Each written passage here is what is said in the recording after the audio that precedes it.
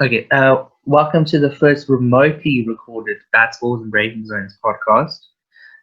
With the three participants today is me, Andrew Smith. We've got the founder of Bats, Balls, and Breaking Zones with us, Janusha Nair, and our guest star, Neil. How's everyone doing? I'm alright. Alright. You? Yeah, yeah, good. Keeping safe at home, Yep. lying on my bed. I'm kind of over this whole thing now. I just want to go outside. Look, Kyle Walker. Yeah. I don't. Pull a car walk and just go and do your own thing. Carl Walker. Then One complain. move. What do you want me Destroyed to do? all Not England. visit my sister? Not hug her? Not then go to my parents because I want a home cooked meal? Who are you? Me people. I was the best sympathy pie for a long time. I'm a millionaire. This thing's horrible. I'm struggling. Kyle Walker. Carl Walker. Quote in quote, Carl Walker. Yeah. This is a great one. So Andrew, today we're going to be talking about, just have a general chat about cricket. So first thing, Graham Smith has said Quinton de Kock's not going to be Test captain because he doesn't want to burn out, similar to what AB had. Do you guys agree with having a separate white ball captain to the Test captain? I do, definitely. Reason being is that for the first time ever, South Africa's ODI or limited overs cricket is better than their Test cricket, and that's something I'd never think I would see in my lifetime. Because South Africa's always been great at Test cricket, and quite poor at quite poor at limited overs cricket. So I thought that with now this weird gulf that we have, with the other way around, I think it's important that we have separate leadership. And I think for the ODI, the limited overs, it should be Temba Bavuma, because I think he's actually pretty good at limited overs batsmen, like in my usually unpopular opinion. So yeah, I think it should be separate in my opinion. Okay, couple of things. I don't think that that's true. The South Africa's Test cricket is usually better than its one-day cricket. I think that for a whole of our 90s and early 2000s, our one-day cricket was much better than our Test cricket, mainly because it's just easier to be good at one-day cricket than it is to be good at Test cricket. Our Test cricket only improved after that, and then through the Graham Smith areas, we got to being the best in the world in Test cricket. So I think that's a recency thing, not an age thing in South African cricket. As for captain across formats, I really don't care. I think it's important that the captain wants to captain. So if the captain wants to captain across all three formats, I don't have a problem with that. I think Faf du Plessis was a great captain across all three formats. I think the issue that comes about is when you want to manage workloads and when you're going to have a tour and then you're going to say Faf's not going to play any of the T20s. Making him captain of the T20 team doesn't make sense then. So if you're going to do that kind of rotation, you should bear in mind how you're going to pick the team for that. So your captain of your T20 in general should play T20 cricket. You shouldn't be trying to rest during those times. So if a player was going to play in all three formats and was committed to that, I don't see the problem in them captaining in all three formats. But bearing in mind that workload is a lot, so it'd have to be from the player side to say that I want to do that. But if they do, then I don't see the problem. Across the world, however, most players don't do that. There are very few players that play in all three formats consistently. Even if they play all three formats, they generally pick their T20 games or they pick their one-day games. So I see that being an issue. So the English model of having a white ball captain, a red ball captain, has gained popularity, and I understand it. But I don't see why it has to be that way, but I'm okay with it being that way. In the case of Quinton de Kock, if they're not going to rest him, then I don't see the reason why he couldn't be Test captain. If he wanted to be. I think the more interesting question is, if not Quinton, then who? What I don't understand about it is, like you were saying, like with England, right? Morgan doesn't captain the Test team because he doesn't play Tests. I think if Morgan were to play Test cricket, he would be the captain. You look at like India and... Okay, but hold on. Why didn't the same argument apply for Root then? Because I think Morgan is the main captain, if that makes sense, and Root is sort of his vice captain.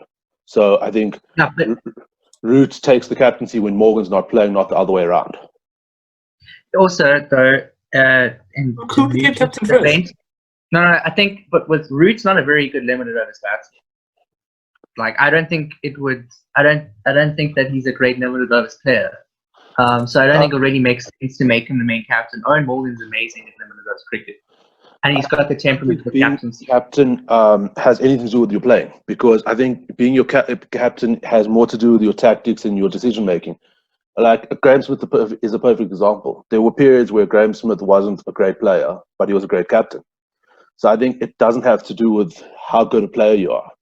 And I think if you're playing all formats, like with Quinny, it doesn't make sense for him not to be Test captain, because the place he's going to be rested least is in Test cricket. If anything, he's going to miss T20 games. So to me, that one doesn't make sense. So, like, I think that's the point of how old school you think, and I think it's because we've got a bias towards Test cricket. So, Test cricket's the most important, then One Day cricket's the second most important, then T20. Whatever happens, happens. I think there's a major shift in that's not the case anymore. T20 cricket is not the forgotten stepchild, as it used to be. Forgotten stepchild. So we have the most World Cups in all the time, so always preparing for T20 World Cup. And we kind of are now approaching the time when we think tactically about T20 cricket, want to have the same team. So I think that's changing. So could you see him missing Test games in favor of? No, I don't see him missing Test games.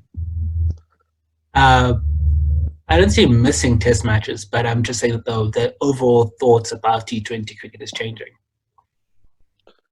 Yes, I understand that, right? So you touched on like who would be the Test captain? Who would you go for? There are no good standout options except for Keshav Maharaj, who says he wants to be captain, and I support him. I don't think so. I think Keshav Maharaj. Keshav shouldn't captain. I just love when sports players actually say something. We get so many interviews of one match at a time and, oh no, we'll let the team decide. So as soon as a player in any sport says anything in an interview, that is going to make me happy. I'm so tired of the media coached one-liners that say nothing. Lots of positives. Team played well. We'll go and work harder. Time wait. So anybody says something with any bit of ambition or any bit of new original thought is great. So I enjoyed Keshav's interview. I enjoy that he wants to captain the Proteas. I don't have an argument against him captaining necessarily, because he does captain the Dolphins. He's got captaincy experience. His biggest problem in Test matches, which is where we're looking for a captain, is that he's not going to play all the time. So that's the thing that stands like. I agree with you there. Like, he's got the captaincy experience, and he'd probably be a good captain. But I don't think you can have a spinner as your captain, because the spinner's not going to play all the time. You're going to reach pitches which require an all-seam attack, and then what happens? You drop your captain and then pick someone else. So to me, your first criteria being captain's got to be you're going to play every game. Yeah, I agree with that. But do we really need to play an all-pace attack? I don't think there's many pitches in the world that now have that, because even in Australia, you see line gets a lot of success. So I think it has like sort of fallen away where you're almost never going to play an all-pace attack. But you could also get into a situation where you have a different spinner that you want to play. Like at the moment, we don't have anyone else. But if we get into that situation, then what happens? Yeah, we've never really been a country that's produced like a conveyor belt spinners that are constantly. So, I was always hoping that it would be Aiden Markram, because after he captained the under-19 SA team to like our first ever under-19 World Cup victory, I thought, this is the future. So like this is the right hand of Graham Smith, and then he did really well, and then he just dropped off. I think that if he could rediscover or find his place back in the Proteas, I would hope it would have been him. But then, as you say, it has to be someone that plays all the time, and he hasn't played South African cricket in a while. But if he ever, I think he will find his way back in. If he can, I would really like it to be Aiden Markram. But there's just not a huge tank of leadership right now, whilst the depth of leadership. It's just really hard to pick a Test captain because I don't really see a natural leading. Rabada's too hot-headed. Okay, sorry. Go ahead, finish. Okay. you can never really pick a fast bowler. There's been a couple of fast bowling captains who've been successful, but they're like a rare breed. They don't really come very often. Then there's not a lot of elderly statesmen because we've lost all our elderly statesmen because we're going through such a time of transition. We had youngsters coming up who I thought were going to have established themselves in South African cricket, but haven't. Like, they've fallen away. One guy that you could choose, and no one talks about, is Dean Elgar, because Dean Elgar always opens the batting for South Africa in Test cricket because we don't have any other great openers. I don't think the Elgar one makes sense because I think if you're going to pick Elgar, then you might as well have just kept Faf. And I think the whole thing with taking it off Faf was that we're sort of going to embrace the change and go on to the next generation. So to me, like, Markram has been groomed for the role. Someone else I could see getting it is Temba. I think Temba will get it. Before we move on to Temba, Markram has got to be the luckiest and, quite frankly, mediocre white male to do so many things in sports. Because I don't agree at all. Right? Markram was amazing at the Under-90 World Cup, captain South Africa, great stuff, right? We all thought he was going to be a star. Came to Test cricket, started off really well. Still think he's going to be a star. His one-day career, quite poor. We gave him captaincy in the Australian series, quite poor. We dropped him from the team. Then he goes and scores 150 for the Titans in the one-day cup. Suddenly he gets all the way back into the Proteas World Cup squad out of nowhere, and then performs poorly at the World Cup again, and then goes on and punches a wall, injures himself after having a dip in form in Test cricket. Not bad, but a dip. Injures his hand, drops from the injured and moved from the Test team. And we're still talking about him being the incumbent Test captain. That's got to be pretty damn lucky. I mean, I don't think other people would get this much love for not being there or not being exceptional performers and still being revered as the person who's going to captain. Hey, dude, Aiden. While I think Markram's a great player, there's a lot of we trust him, we see his talent, it will work out. Everything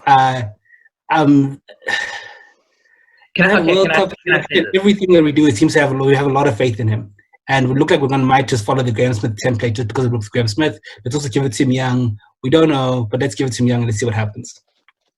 No, but okay, can I just say that if this was like 2012, we wouldn't even be talking about Aiden Markram. Like, if South African cricket was not such a weak point that it is now, we wouldn't. And that's not a reflection on Aiden Markram, because I think Aiden Markram is like one of the best domestic batsmen we've ever seen. I mean, he absolutely demolishes the scoring run shots. He scores hundreds for fun. He was scoring like 4 back-to-back one-day hundreds. I mean, it's too easy for him, in my opinion. Like, I think that guy is amazing. But the only reason why we're giving him so much space is because we don't really have a choice. We don't have a choice. There's no clear favorite for this. So we don't have a choice but to give a young, super talented guy opportunity. Because what else choice? The other choice that you keep Faf, and I mean, as much as I didn't like Faf in the beginning as a captain, but I actually saw that he did a good job, but he fell away. I don't know what's happened to him. And then after that, you have Quinny, but you can't burn Quinny out. Okay, fine. You've got Temba, but his form in Test cricket's not really the best. He can't convert hundreds. Like, what do you do? Like, I don't know, what do you do? I mean, you have to take a gamble. Fundamentally, with the idea of removing Faf as captain in the first place, I thought he should have stayed on with it.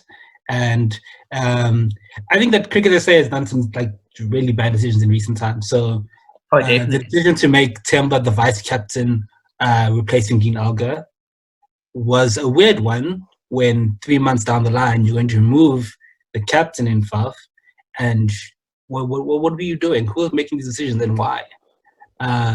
So is Temba not the next online captain? Why did you remove Elgar?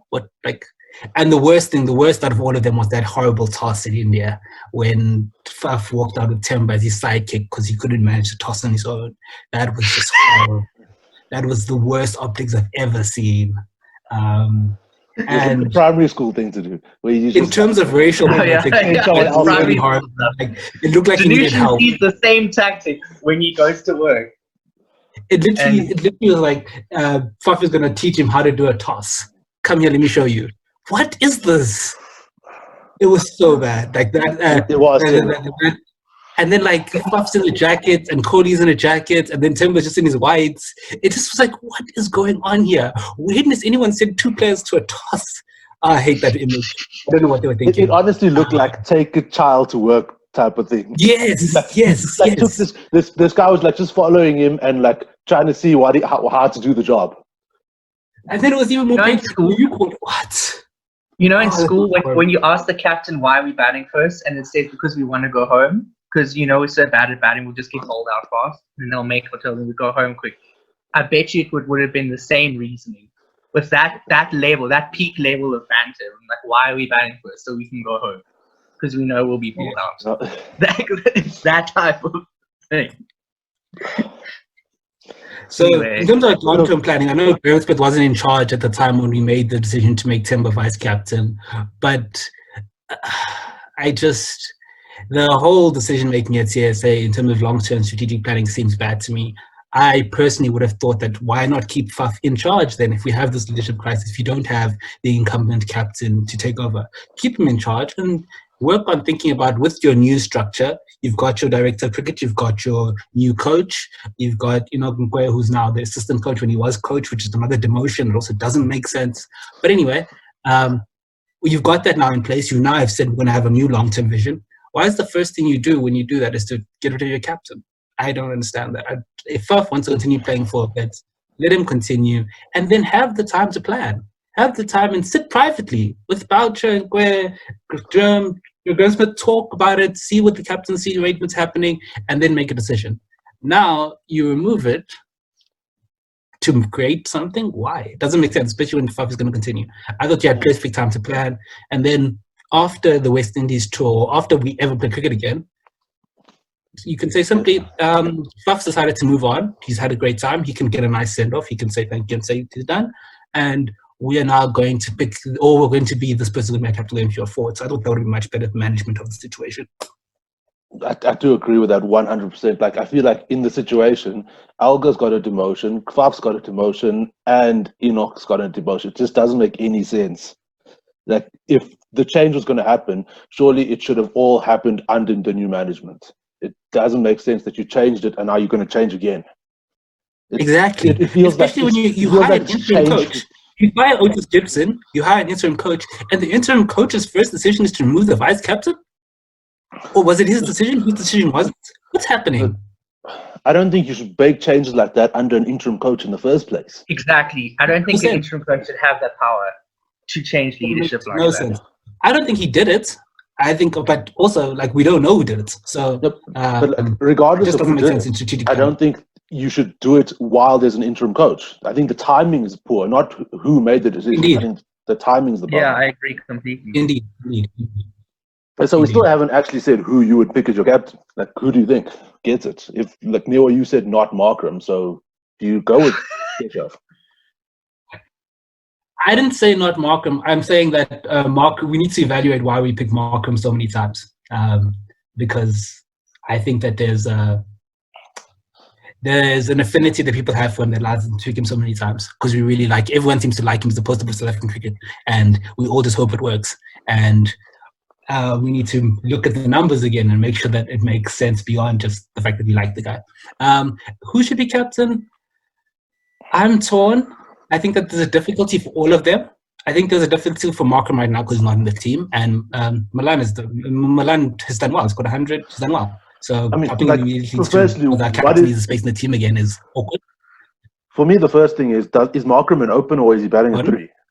Would you say Markram's batting at 3 or is he an opener? Because I think he's an opener. if he's an opener, then he doesn't have a spot in the I team. assume he's an opener. Because Milan has really come in and scored Part of runs. the problem. And Alga's been in the team. So I don't see how Markram gets in the team as an opener at the moment. I think So all our Markram should be potential number 3. I'm not sure of their team spot because Timbers also doesn't have the weight of runs behind him. He also got dropped, also scored 200 or whatever, was it 150 in 4-day cricket. But in general, I am suspicious of Proteas going back to our franchise cricket and scoring 1 or 2 scores, and we're saying that that automatically brings them back. But yeah, the way to runs there, can only play who they're playing against, and they can only score runs against who they're scoring against. So Temba also is not sure of his place in the team. So Keshav's claim is getting a lot more value then. It does, because like I said, your first criteria is that you have to be a first choice player, and at the moment there aren't many. But I think the problem with South Africa is we don't know what our best team is. Firstly, but also bear in mind that we made Faf du Plessis captain almost after dropping him. True, that's also true. Yes, Andrew, you were saying. I was saying, you say that wait, let me get it. Like you keep saying that for a captain, it doesn't matter how they play. They must be a good captain, right? But Yes. then you also say the person who must be a captain must be someone who's selected for every game. So why would you select someone for every game if they're not a good player? That's why I don't think Faf should be playing anymore. It's because he wasn't good at Test cricket. When was the last time he made a score of any significance? Anyway, you can't have a captain that. I get that, Smith went through periods of poor form for sure, but in the end, he would always produce something special, a special innings. You can't have a captain that doesn't spend the majority of his time in form. Or if he's not in form, can't dig his way out. And Faf can't dig his way out of form because he's been out of form for like 2 or 3 seasons now. I don't know how long, and he hasn't been able to dig his way out of it. I disagree.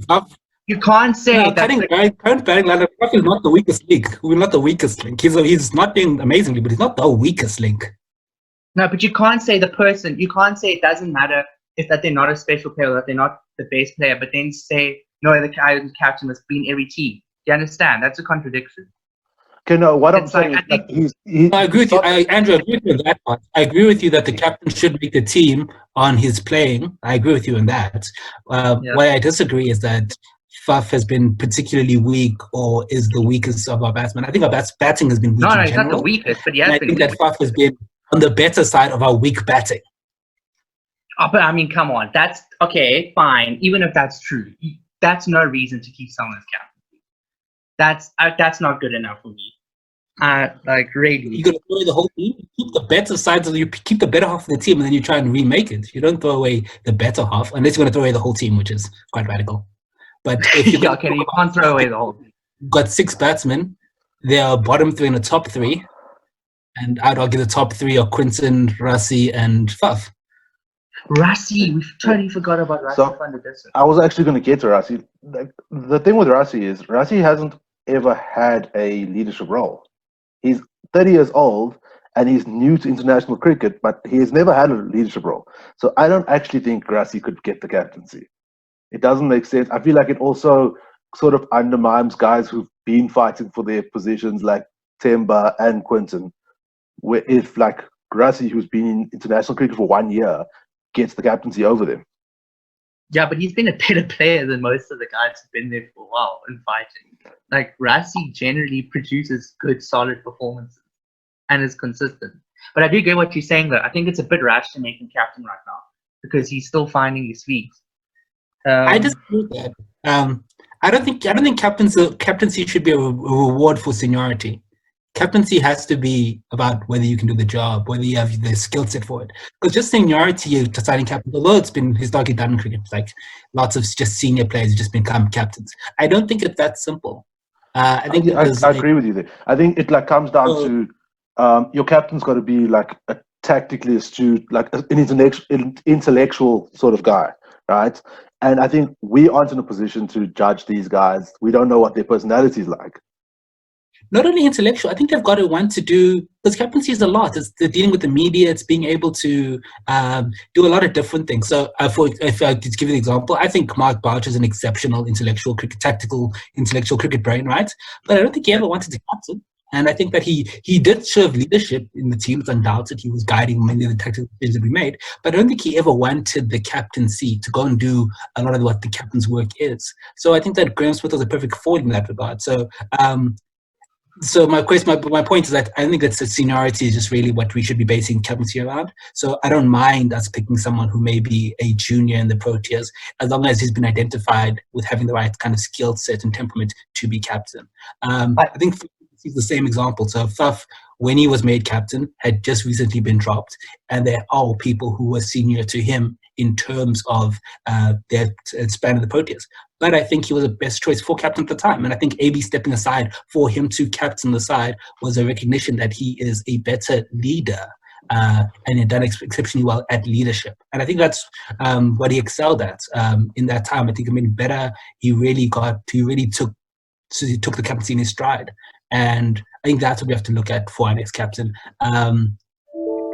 That's why the idea of wanting it and how they're going to lead, I think, is more important than necessarily their seniority or other implications. I think that you need to look at our past captains and look at the circumstances in which they were themselves appointed captain as an interesting parallel to how you appoint your next captain. So you're saying like it goes beyond their playing abilities. It's got to do with their leadership abilities and other skills that a captain needs, not necessarily the playing abilities, but obviously you have to be a good player. Yeah, the first qualification is that you have to be in a team, and then after in the team, who is the best leader? So I think that's how it should be. And in reality, our current team, we are looking at people who we're not sure they're in the team right now. We're going to trust their ability and hope that they get in. But the issue with the captaincy is that it's going to put a lot of pressure on that person. And we've seen countless superstars bat badly after recently receiving the captaincy.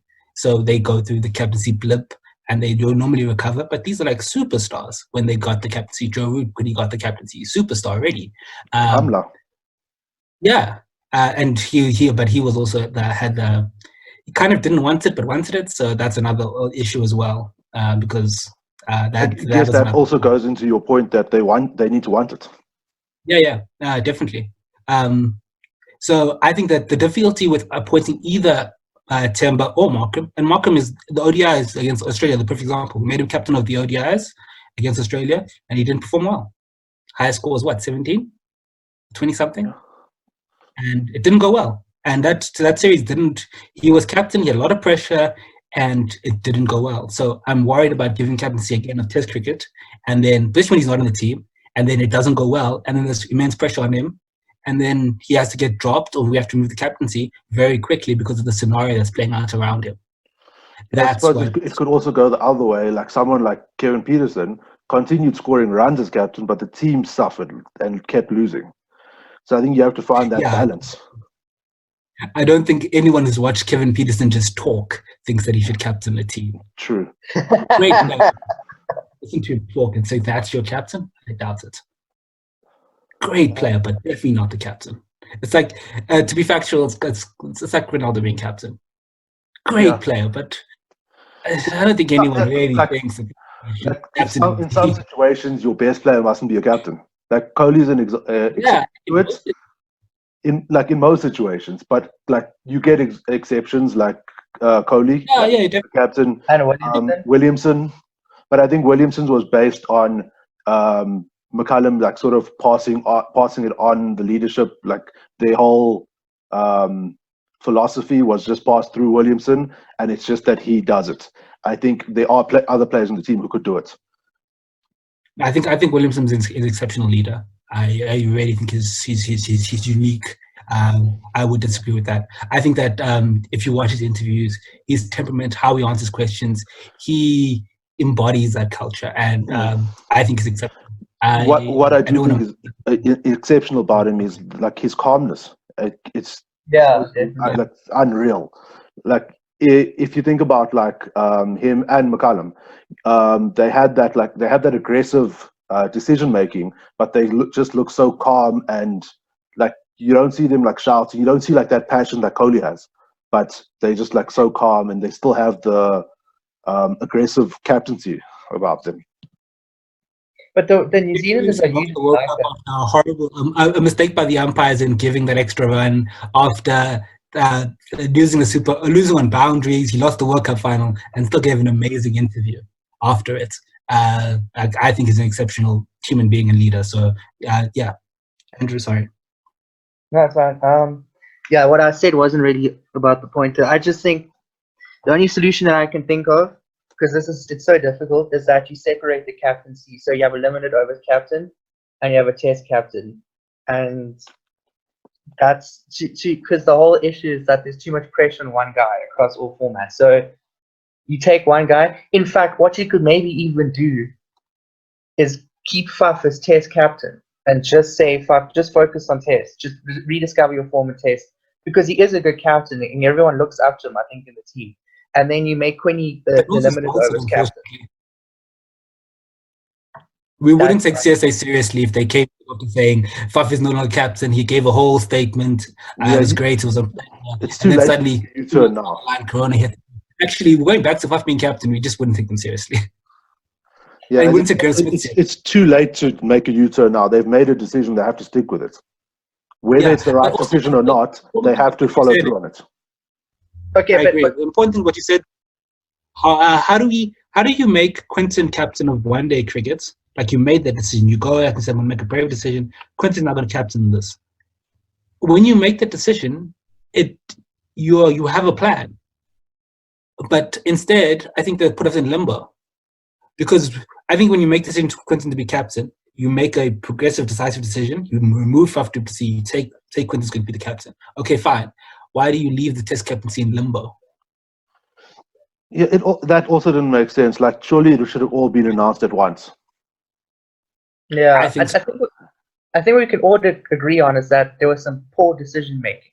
Like, we can all unanimously agree. There was a lot of poor decision making that led us to this point where we can't even decide who a captain should. I mean, that's how bad. Like the three of us have sat here for like half an hour, and we still don't know who we would pick. Who the captain is? Like no one. And Jushin, how long have you and I been watching foreign cricket? How long? Because we couldn't talk about it if they didn't do this. True. Like they give us content, right? They give us stuff to talk about. Shall we move on? Who's the captain? We have to answer the question. No, we have to answer the question. Who's the captain? Andrew, who's your captain? I don't know. I think I still go by my thing that we separated. If there's too much pressure on a player, you separate it. So who's your Test captain? Because they've already said Quinny's the white ball captain. So who's the Test captain? For me, a Test captain is.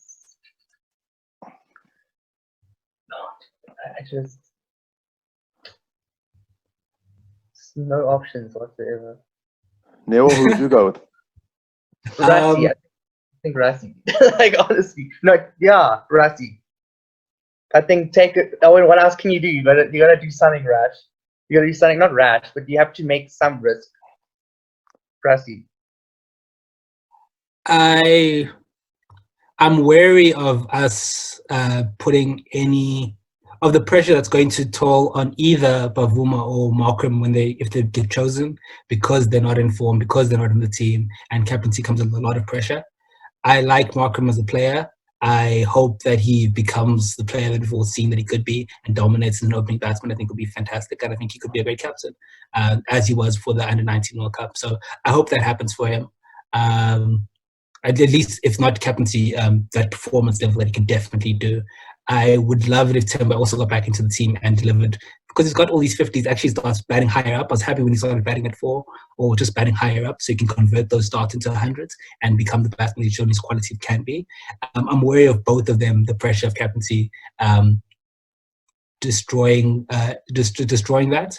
I think Temba would be it'd be a historical thing for South Africa, but I worry about tokenization. I think it's between them, though. For me, it's between them. I like Keshav, but I don't know enough about his dynamic within. I don't know enough about. I haven't seen enough of him to think that would be like a thing. Not like you've seen him play, but I haven't seen enough of him personality-wise to think that he could captain them. I just don't see it. Change my answer. Sorry to interrupt there. Can I actually? Yeah. I think that. I think scrap Rassie. I think that. Yeah, I think give it to Tim. I think give Test captaincy to Tim, and I'm going to tell you why.